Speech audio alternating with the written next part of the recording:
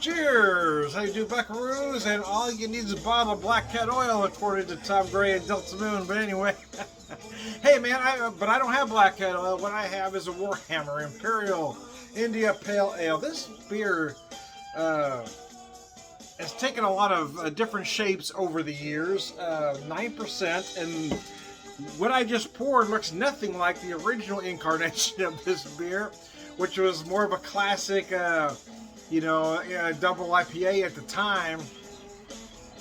This thing, I'm not even sure what's... Anyway, so the nose, wow. I've got mostly pineapple, a lot of pineapple on the nose, so I can kind of see where they're going here.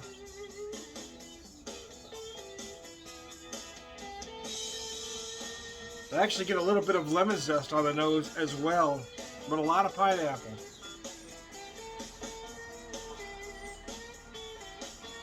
Yeah, a whole lot of pineapple.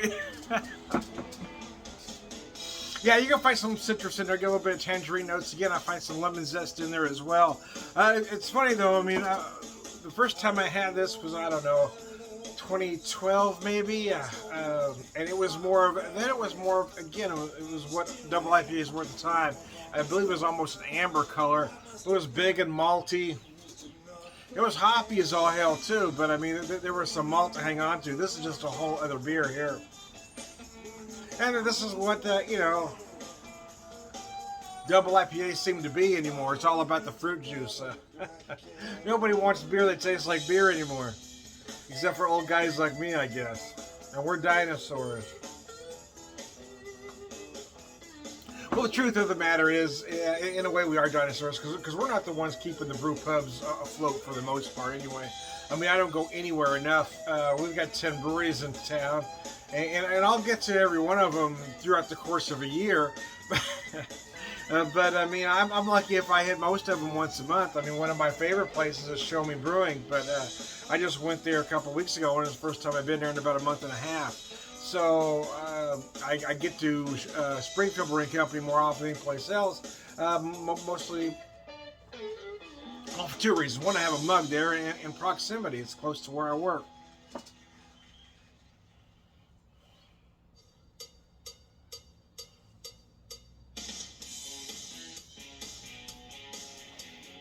When we have the one car, there are days my wife has to take me to work, and she's not always there, not always able to get back when I get off work, so I walk the 3 or 4 blocks up to Springfield Brewing Company, and I have a couple beers during happy hour, which is when I like to drink anyway, because they're not very crowded. I don't have to deal with the sour slushy drinking crowd. And I can relax and have a beer. But yeah, I mean, I do make fun of that, but in all honesty, those are the folks that are keeping the craft breweries alive for the most part.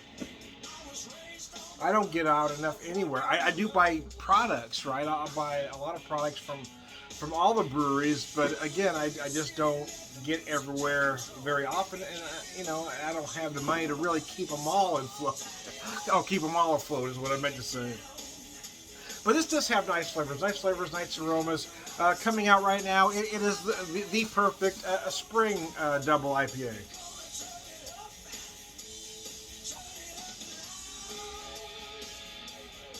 There are some other things going on. I get some botanical notes in the finish. Right then, I just felt some peach notes just before you get to the finish. But early on, I get mostly pineapple with a little bit of tangerine in there. And it's good. I mean, it is good. If these are the flavors you're looking for, they're not doing anything wrong here. It's not always the flavors that I'm looking for. I do miss what IPAs used to be. I really do. So there you go. I am Tom the Beer Whisperer, Beer Evangelist, prolific drinker, perverter, and all rugged guy. Cheers.